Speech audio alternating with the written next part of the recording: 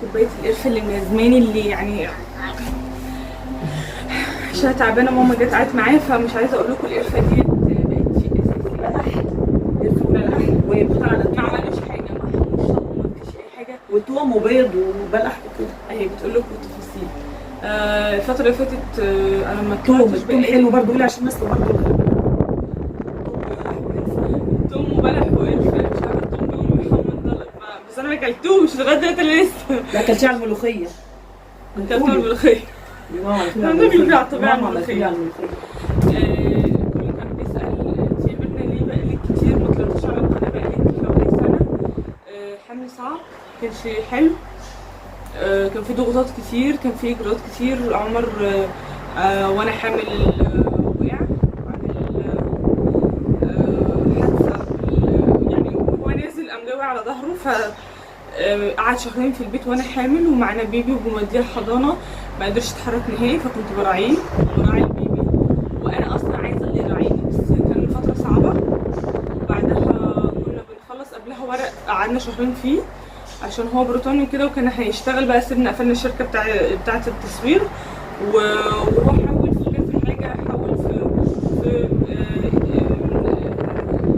زي هو ميكرو فيلم، اللي هو حاجه بتتحط على الازاز كده بتشففها، بتخليه ضغطه واحده تمنع ان حد يشوفك، بتبقى عامله زي مقفوله كده، بتقفل ان حد يشوفك يعني. وفي نفس الوقت تدوسها يبقى الازاز رجع تاني عادي طبيعي. دوت انا مش ما ينفعش الموضوع هنا، مش فكره حلوه وجديده، بس مبالغ صعبه، وعشان يستوردها من بره صعب جدا، الضرايب عاليه جدا، فكان بيوصل المستهلك صعب غالي، فما كانش حد مقبل عليه جدا، لانه لو انت بتحتاج منه كميه، والمتر كان عامل حوالي مش عارفه قد ايه دولار.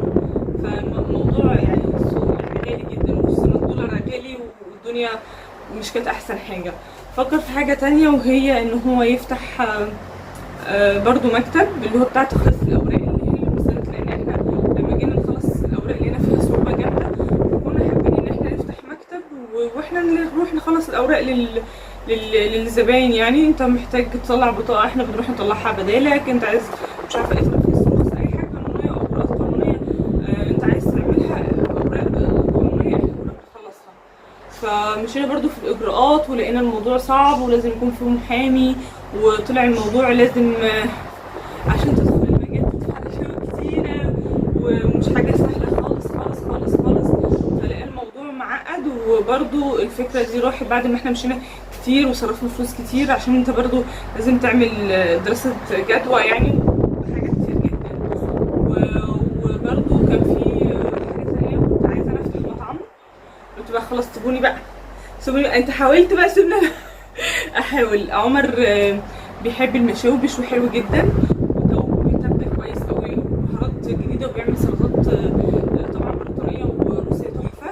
وكنا اكتر حاجه انا بعملها انا وعمر هي كانت المشاوي، فقلنا خلاص احنا نفتح محل مشاوي يا جماعه، ونتكل على الله ونشوف محل. لقينا الاسعار خياليه بتاعت المحلات. عايزه اقول لكم احنا برضه في كل حاجه من دي احنا كنا بندفع فلوس وبتضيع يعني، بس ما كانش حد من الاهالي يعرف، يعني محدش فاهم احنا كنا بنعاني ايه، وكنا بنحاول ازاي ونجرب، واضطرينا لحاجات كتير، يعني خلينا على حاجات كتير، وفلوس كتير ضيعناها وهدرناها، ممكن فلوس احنا كنا عاينينها، وفلوس كنا يعني شايلينها على جنب، وكله راح. وكنا هناخد طبعا في اي مشروع من ده كنا هناخد عليه قروض، عشان تبقوا عارفين يعني كنا هناخد قروض نبدا بيها المشروع ده. موضوع المحلات بقى لقيناها اسعارها غاليه، اللحمه لقيناها هوب مره واحده عمال السعر يرتفع. لقينا مطاعم كتير خسرت. الاسعار بقت في المطاعم غاليه جدا. احنا خفنا نغامر، احنا لو كنا هنحط راس مال معين، فاحنا لقيناه عايزين التلاته دبل، مش بس يعني مش المبلغ ده، عايزين تلاته دبل منه.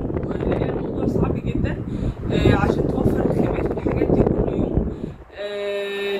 في صعوبة، لأن الموضوع مش سهل خالص، وهيكلف مبالغ كتيرة، والخسارة فيها بفورة يعني لو حصل أي حاجة لا قدر الله، الخسارة فيها يعني عالية يعني، لأن اللحوم وإيجار وتكاليف الصراحه خوفنا برضو، قلنا لا طالما هو مش مجالنا ومحتاج حد يكون فاهم فيه ومش فاهم في انواع اللحوم قوي.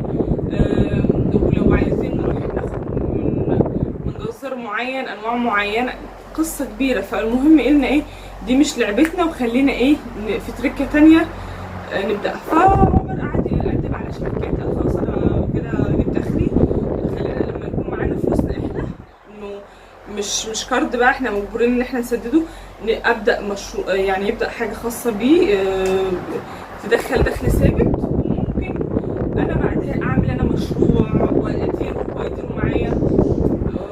فبدا يدور على اللهم صل على النبي، على شركات. فسن عمر عدى ال40، ودايما يقولوا له لا حتى لو انت معاك لغه وحتى انت معاك اوراق، فاحنا عايزين من سنه 18 ل 38. هو عدى ال40 فما كانش ينفع، ف اترفض من شركات كتير جدا وحاجات هو في مجاله تخصصه. وكنا بنعاني، يعني كنا بنعاني، وقعدت فتره وحشه جدا، وانا في الحمل بقى نفسيتي اتاثرت جدا، واللي هو طب ازاي يا رب احنا هنجيب بيبي تاني، والوضع مش عايزين نتحمل على الاهالي او الكلمات دي، كانت ضغوط صعبه. عمر عانى جدا نفسيا، مدمر، وانا كانت حالتي ميؤوس منها، كنت مكتئبه جدا، غبت فتره كبيره جدا جدا جدا. وبعد كده قلنا ايه، طب ايه هنشتغل، نحاول نشوف ايه حاجات تانية يعني هو يفضل يقدم يقدم يقدم، وسبحان الله ربنا كرمه. يعني ربنا عايزين اقول لكم مش يعني محدش ييأس، ربنا كريم. بدأ في شركة، قدم في شركة فودافون، واتقابل كول سنتر تبع اليو كي في لندن، ان هو يقعد في البيت وبيديله معدته وهو بيكلمهم وبتاع. هو لسه بادئ فيها من قريب، صعبة بقى الفترة دي، صعبة جدا. طلبوا منه اوراق كتير كتير كتير كتير جدا، عملناها ولفينا. المشكله ان هو ما كانش معاه بتاعت الجيش دي، الاعفاء من الجيش بتاعته. مرمطنا، رحنا السفاره ورحنا الجوازات ورحنا جوازات الهجره ومش عارفه بتاعت السفاره بتاعته، ورحنا الجيش 3-4 مرات، ودونا اكتوبر، رجعنا اكتوبر تاني، بعد كده قلنا ننزل لحد اكتوبر، وبعد كده يقول لي روحي العباسيه، روحي العباسيه دي كتير جدا، ويقول لي روحي حلمة الزيتون، الجيش اللي في حلمة الزيتون، ومش عارفه بقى الحاجات التفاصيل مش عارفه اقولها لكم. وكل ورقه عشان نخلصها بجد حوار حوار حوار حوار، يعني خلينا نشرب البتاع ده قبل ما يبرد، قبل ما نمسك تاني. بالتوفيق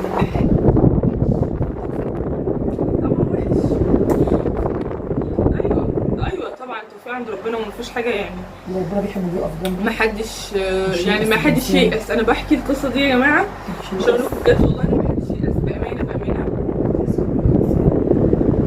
كل اقول ايه صوتها باين بالفيديو بيغششني بجد والله. هي ممكن تكون عنده يأس، بقولها كده عشان مش عايزه حد ييأس. الحياه دايما امل. طبعا مش عايزه اقول يعني، مش عايزه احكي بتاع ان هو حاجه دراميه وكده، بس فعلا علينا في عذاب، بس في امل. يعني احنا اجتهدنا وفضلنا نحاول نحاول نحاول نحاول نحاول لحد ما ايه، ما نقدر نوصل يعني. فالمهم هو واهم حاجه دعاء الوالدين. طبعا امي دعت لي كتير ودعت لعمر كتير، والله العظيم الحمد لله، يعني توفيق من رب العالمين. فسبحان الله، عمر بيقول لي يا ميرنا انا اديت قبل كده، هو قعد في مصر 10 سنين قبل ما يتجوزني، فبيقول لي انا اديت فلوس ناس كتير وناس نصبوا عليا وقالوا انه صعب ومش صعب والكلام ده. وفعلا لما رحنا للجهات الحكوميه كان صعب الموضوع، كان صعب صعب صعب يعني. كل واحد عمال يقول لك روحي كده وتعالي كده ولا ده انت لازم تعملي محاكمه، كله كلام غلط. ففضلت بقى انا بقى ما كنتش عارفه، انا ما اعرفش حاجه، ده رزق بيجي على وش الجديد. ده رزق. فجبت فايه، قلت ايه، لا خلاص احنا مش هنعتمد على حد، مش هدي مكاتب فلوس، مش هدي اشخاص فلوس، مش هسأل اشخاص اصلا. ممكن هو بيريح دماغه فيقول لك لا مش ينفع، وانت لازم نكبر الموضوع ونخلي عمر طول ال10 سنين ده اصلا ما يعملش حاجه. فقلت له لا يلا يا عمر احنا نشوف على النت الاماكن وايه، وننزل نستفسر ونسال. وفعلا عملنا كده، وفعلا ضفنا كتير واتمرمطنا كتير وركبنا مواصلات مختلفين، من اوبر لميكروباص لتاكسي لتوك توك ذات نفسه، والله العظيم ركبناهم وانا كنت حامل، يعني كنت حامل وهو كان قبل الحادثه. لما عمل الحادثه دي كان بدأنا في اجراءات ان احنا نخلص الورق، مش كلها، لان كل ورقه محتاجه اوراق، وكانوا 11 طلب وكل طلب فيهم معتمد على الورقه اللي قبله. فالمهم اللي هي بتاعه التامين وبرنت التامين دوت ومش عارفه ايه، حاجات كتير وحاجات الصحه وحاجات غريبه كده، تفاصيل انتوا مش هتصدقوها بجد، اتمرمطوا وقعدت اشوف فيها. لما حصل الحادثه ركبنا كل ده، وكان جاله ان هو يستلم الوظيفه وما استلمهاش لمده شهرين اللي هو تعب فيهم وقعدهم، ما كانش بيتحرك، ما كانش بيقوم على السرير، كنت انا ماشي يعني بيضغط على كتافي جامد وانا كنت حامل. تخيلوا كان الم في بطني كان صعب. رخرة كده جالي حاجه اسمها دوالي الفرج، فكانت الموضوع عندي مش احسن حاجه، بس الحمد لله عدى. شفت بيتألم، ما كانش بيقدر يتحرك، بيصرخ من الالم، مش هقول بيتوجع، بيصرخ من الالم، وادويه واشاعات ومحدش فاهم ايه اللي فيه وايه اللي جراله. المهم الحمد لله اتعالج، وبدأنا نمشي في الإجراءات بتاعة الأوراق التاني، احنا كنا قربنا نخلصها، وبقى ناخد من الشركة أيام أجازة وينزل يخلص الأوراق وأنا معاه، ياخد أيام أجازة ومع غير أيام أجازته أيام تانية، وينزل يخلص الإجراءات ويكون معاه. وأخوه برضه دعمه في الفترة ديت، إن هو راح معاه كذا مرة للجيش وهو بيعجز وهو بيتألم، بس ده في آخر أيام اللي هو كان بدأ يسترد صحته. باباه برضه راح معانا المستشفى وكشف عليه وطمن عليه وعمل اشعاعات ليه وحاجات كده يعني. كانت فتره صعبه، حتى بابا برضو جه معايا كام يوم، كنت انا تعبانه جدا، قلت له خلاص يا بابا انا مش قادره، بطني بتوجعني من كتر ما هو بيسند عليا وخلاص انا جايبه اخري. فبابا جه كام يوم برضو قعد يساعد عمر معايا ويجيب لي ايميليا من الحضانه، لان كان صعب، كنت لسه في اول حملي بقى، ويعني كنت في الثالث او الرابع مش متذكره، كان صعب بقى. فعدينا الموقف دوت وخلاص بقى بدأ عمر يشتغل. فكانت بقى هنا الصدمة بقى، اللي هو ان انا بقيت لوحدي، شغله بقى بره وانا معايا مسؤولية من ايميليا من مرتبطة بعمر، فكان كل حاجة انا، فانا خفت بقى لقيتني كده لوحدي وحامل، فبدأت اترعب يعني، ومسؤوليات كتير بقى، بفكر ازاي ارتب الغرفة دي، هبقى اوريها لكم فيديو تاني ان شاء الله، لانه خلاص في بيبي جايه تانية وانا وجبت السرير ده. بصوا عملت حاجات كتير بقى، وكنت بفكر لا لازم اعمل كذا حاجه واغير كذا حاجه واظبط الاوضه بطريقه معينه عشان البيبي كان معانا، فعايزه افصلها وعايزه اخلي البيبي التانية برضه يكون له غرفه تحسن وخلاص، وانام معاهم هنا لحد ما هم يناموا وارجع انا انام في اوضتي، عشان مش نبقى مرهقين كده. لان عمر هيبقى عنده شغل، فما ينفعش هما يناموا معايا، لو صحوني هو هيصحى.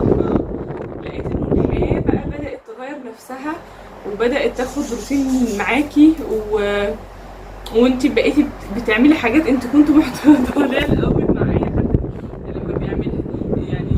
فلقيت لا، موضوع الامومه مش سهل، ومش واحد زي اتنين، بيبقى في اختلاف، التفكير بيختلف، المسؤولية بتزيد، في فرق لما انتوا بتشتغلوا في مجال معين، بعد كده هو بيقدر يشتغل في مجال لوحده. حتى لما بيشتغل في مجال معين، يعني مجال اللي انتوا الاتنين مع بعض بتشوفوا بعض وكده بتتكلموا، لكن كول سنتر هو كان بيروح في الشركة الأول، وبعد كده من البيت، وبعد كده هيبقى في الشركة وفي البيت. فهو شاف ان ده حاجة انسب حاجة، انه يقدر يراعي البيبي معايا، بحيث انه بس وجوده معانا مهم، يعني اي طوارئ لاي حاجه انا ما اخافش اكون لوحدي يعني. بس الحمد لله عدت الفتره دي. عمر دلوقتي حاليا لسه ما اتثبتش في شغل، لسه ما عدتش 3 شهور عليه، وانا خلاص اهو في التاسع قربت اولد، مش عارفه ادعوا لي بقى. وعايزه اقول لكم الفيديو ده اللي انا عملته عشان الناس بتقولي انت ليه ما بقيتش بتنزلي الزقازيق، وانتي ليه ما بقيتيش تعملي الفيديو، ليه القناه نزلت المشاهده بتاعتها، وحاجات كتير بقى، حاجات كتير. فكان ظروف يعني الواحد مش بمزاجه كان، بس الحمد لله كل ده عدى وكل ده مر، وعايزه اقول ان انا عملت الفيديو ده عشان محدش ييأس، محدش يسأل من سنه، ولا يعني عمال بيقول ازاي انا عندي خبره وازاي انا عندي مؤهلاتي، او كان لازم يجيب المؤهلات من بره، فكان الموضوع صعب يعني. وازاي كده يعني انا دلوقتي عندي اسره، المفروض حد عنده اسره زيي محتاج شغل، ازاي يكون من 16 سنه ل 38 بس.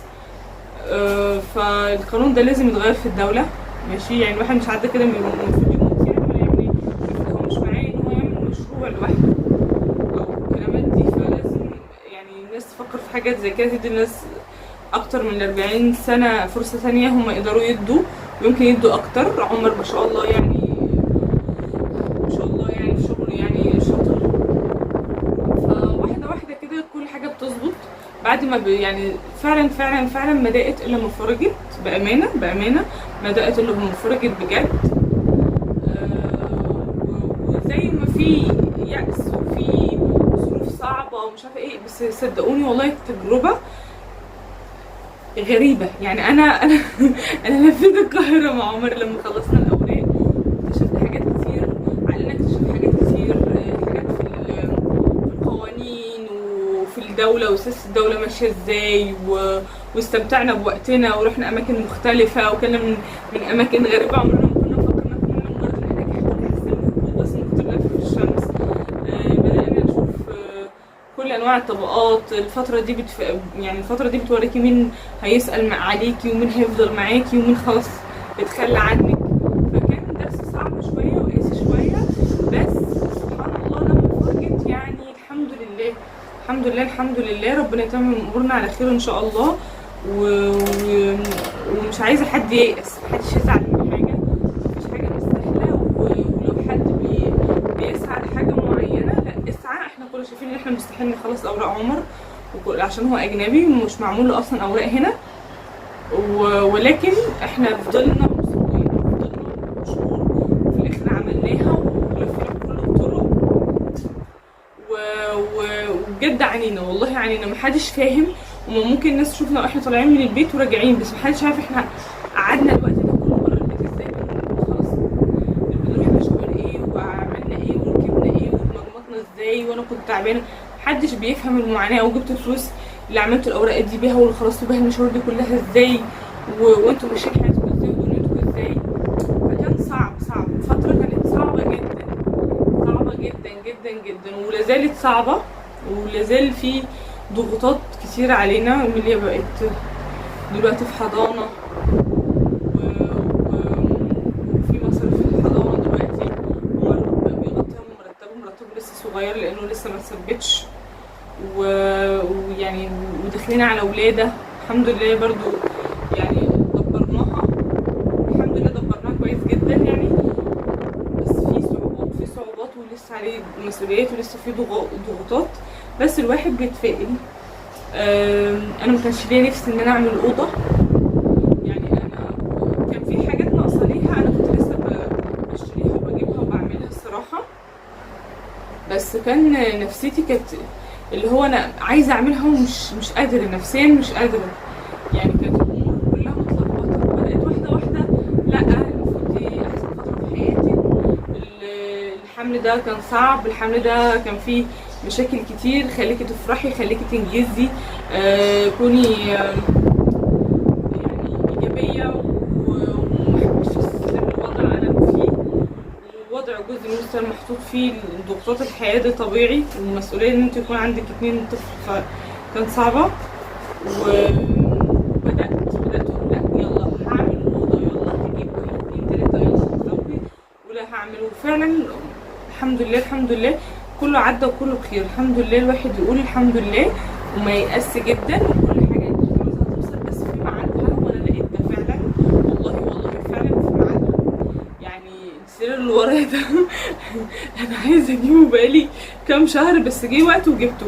عايزه اجيب دولاب بقالي فتره، جالي وقت وجبته. مش حكايه بس ماديات ومقتصر على الماديات، لا نفسيا. وان انت احنا نزلنا دورنا عليه يعني، نزلت ادور على اماكن كتير، شفت حاجات مش عجبتني وشفت حاجات اسعار اوفر ويعني حاجات كده مهوله.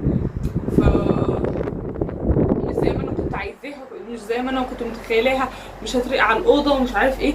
فكنت بفكر في كذا حاجه، ولكن الحمد لله في الاخر كل حاجه زي ما انا كنت عايزاها طلعت بقى احسن ما انا كنت متوقعه، او انا كنت متوقعه كده، وطلعت فعلا بنفس الترتيب والتخطيط اللي انا عايزاه.